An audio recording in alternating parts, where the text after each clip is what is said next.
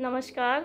आंगनवाड़ी केंद्र पर 25 अगस्त 2023 को आंगनवाड़ी कार्यकर्तियों को क्या क्या गतिविधि करानी है ईसीसी के अंतर्गत, आइए जानते हैं इस बारे में। देखिए 25 तारीख को दिन शुक्रवार है और जैसा कि आप जानते हैं जो थीम जो है हमारे मददगार है, पिछले वीडियो में मैंने आपको बताया था।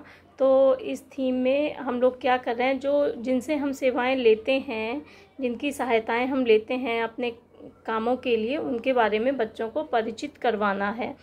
तो जैसा कि आप जानते हैं कि जो हमारा पहला पीरियड होगा उसमें आंगनवाड़ी बच्चों को उनका स्वागत करना है केंद्र पर, उनको प्रार्थना करवानी है। वैसे तो तन हो सुंदर मन हो सुंदर प्रार्थना कराई जाती है, लेकिन आप अपने अकॉर्डिंग प्रार्थना को चुन सकते हैं जिसमें आपको लगता है कि बच्चे उस प्रार्थना में ज़्यादा इंटरेस्टेड हैं। तो एक तो प्रार्थना हो गई, उसके बाद उनकी स्वच्छता जांच आपको करानी है, उसके बाद उनके नाखून चेक करने हैं, कपड़े देखने हैं गंदे हैं कि नहीं, ब्रश करके आए हैं कि नहीं आए हैं, दांत साफ़ हैं कि नहीं हैं, और क्या कहते उनके जो बाल हैं वो कंघी किए हुए हैं कि नहीं किए हुए हैं। ये सारी चीज़ें आपको जाननी हैं और आपको इनके महत्व के बारे में भी बच्चों को बताना है। तो ये सब करने के बाद बच्चों को आपको कैलेंडर से परिचित कराना है कि आज कौन सा दिन है, कौन सी तारीख है, कौन सा महीना है, इसके बारे में बताना है। ये सब करने के बाद जो हमारे मददगार हैं उसमें हमें बात करनी है कि हमें नाई के बारे में बच्चों को बताना है कि जो हमारे बाल काटते हैं, जहाँ पर हम दुकान पे जाके बाल कटवाते हैं, बेसिकली वो कौन है और किस तरीके से हम उनकी सेवाएं लेते हैं, उनसे बात करनी है। बच्चों के से उन नाई के बारे में बात करनी है। तो आपकी पहल पुस्तिका में एक कविता भी दी हुई है कि जो हमारे मददगार हैं उनसे रिलेटेड एक कविता है। देखिए मैं बता देती हूँ, कविता का शीर्षक है नाई क्या क्या करता। तो कविता ऐसे है, नाई क्या क्या करता, क्या क्या करता, क्या क्या करता भाई। ठीक है, फिर इसमें है नाई यूं यूं करता, यूं यूं करता, यूं यूं करता भाई। तो जो नाई यूं यूं करता आपको इसमें है, तो यूं यूं की जगह जो है उसका काम की बाल काटना, तो आपको बताना है यूं यूं की जगह बाल काटता। तो एक बार आंगनवाड़ी बोलेंगे, फिर बच्चे बोलेंगे। इसी तरीके से यह है कि मोची क्या क्या करता है, क्या क्या करता भाई। तो बताएंगे बच्चे कि मोची यूं यूं करता है कि जूते तैयार करना। फिर ठीक है कि धोबी क्या क्या करता है, क्या क्या करता भाई। तो बच्चे बताएंगे कि धोबी का काम है कपड़े धुलना, तो यूं यूं करता है। तो ये कविता आपको बच्चों को सिखानी है। कविता के रूप में बच्चे ये जानेंगे कि हमारे मददगार कौन कौन है, हम किनकी मदद अपनी दैनिक दिनचर्या को कायम रखने के लिए लेते हैं। तो इसके बाद आएगा हमारा दूसरा पीरियड। दूसरे पीरियड को आप जानते हैं कि हमें बच्चों को 2 ग्रुप में बिठा लेना है। जो हमारा पहला ग्रुप होगा 3 से 5 साल तक का, उसको हमें क्या कराना है, उसको पहले 30 मिनट, 1 घंटे का पीरियड है, तो जो पहला 30 मिनट होगा उसमें उनको फ्रीली खेलने देना है।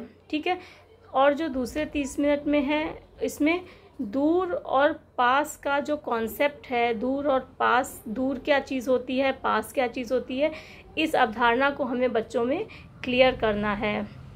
तो जैसा हमने पिछली बार भी आपको बताया था कि आपको क्या करना है, बच्चे को खड़ा करना है, उसके साथ आप कोई एक वस्तु ले लीजिए, जो 2 वस्तुएं लीजिए जो एक बच्चे के पास हो, दूसरा बच्चे से थोड़ी दूरी पर रखिए।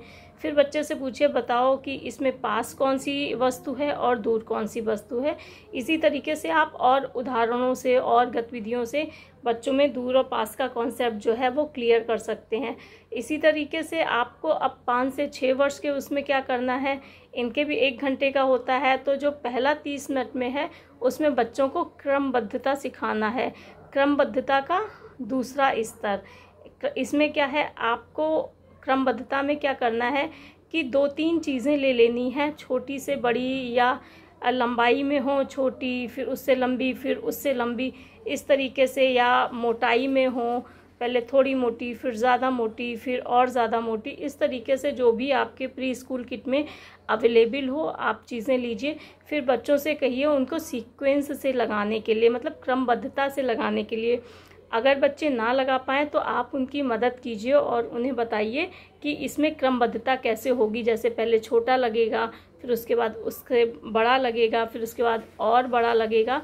तो इस तरीके से बच्चों को एक जो सीक्वेंस है, क्रमबद्ध तरीके से चीज़ों को लगाना है। पहले बड़ी चीज़ रखेंगे, कुछ बर्तन ही उठा लीजिए, पहले नीचे बड़ा बर्तन रखेंगे, फिर उसके ऊपर छोटा बर्तन रखेंगे, फिर उसके ऊपर और छोटा बर्तन रखेंगे, फिर उसके ऊपर और छोटा बर्तन रखेंगे।